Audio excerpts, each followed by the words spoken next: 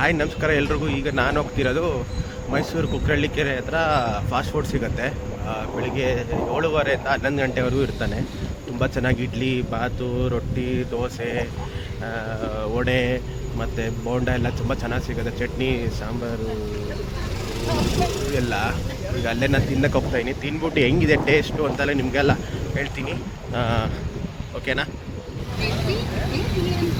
ಈಗ ನಾವು ಮೈಸೂರಿನ ಕುಕ್ಕರಳ್ಳಿ ಕೆರೆ ಹತ್ರ ಬಂದಿದ್ದೀವಿ. ಇಲ್ಲಿ ಬ್ರೇಕ್ಫಾಸ್ಟ್ ತಿಂಡಿ ತಿನ್ನೋಕ್ಕೆ. ತಿಂಡಿ ತಿಂದ್ಬಿಟ್ಟು ಹೆಂಗಿದೆ ಅಂತ ಹೇಳ್ತೀನಿ.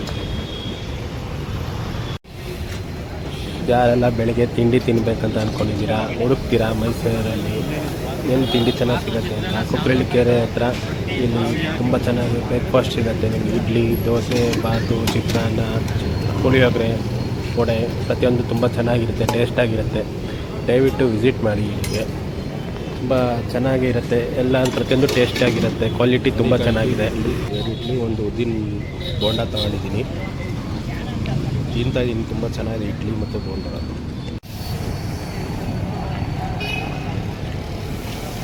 ತುಂಬ ಹೈಜಿನಿಕ್ ಮೇಂಟೈನ್ ಮಾಡಿದ್ದಾರೆ. ಕ್ವಾಲಿಟಿ ಬ್ರೇಕ್ಫಾಸ್ಟ್ ಇದೆ. ಇಡ್ಲಿ ಅಲ್ಲಿ, ದೋಸೆ ಅಲ್ಲಿ, ಪ್ರತಿಯೊಂದು ಐಟಮು ಬ್ರೇಕ್ಫಾಸ್ಟ್ಗಳು ತುಂಬಾ ಚೆನ್ನಾಗಿದೆ.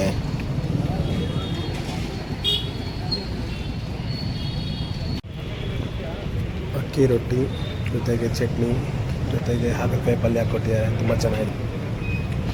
ಬಂದವ್ರಿಗೆ ಅದನ್ನು ಇಷ್ಟ ಆ ತಿಂಡಿಗಳು ಇಸ್ಕೊಂಡು ತಿಂತಾಯಿದ್ದಾರೆ. ಕೆಲವರು ಬಾತ್ ತಿಂತಾಯಿದ್ದಾರೆ, ಕೆಲವರು ಇಡ್ಲಿ ತಿಂತಿದ್ದಾರೆ, ಕೆಲವು ರೊಟ್ಟಿ, ಕೆಲವರು ದೋಸೆ, ಕೆಲವು ಮಸಾಲೆ ದೋಸೆ, ಕೆಲವು ಸೌದೆ ಬಾತು.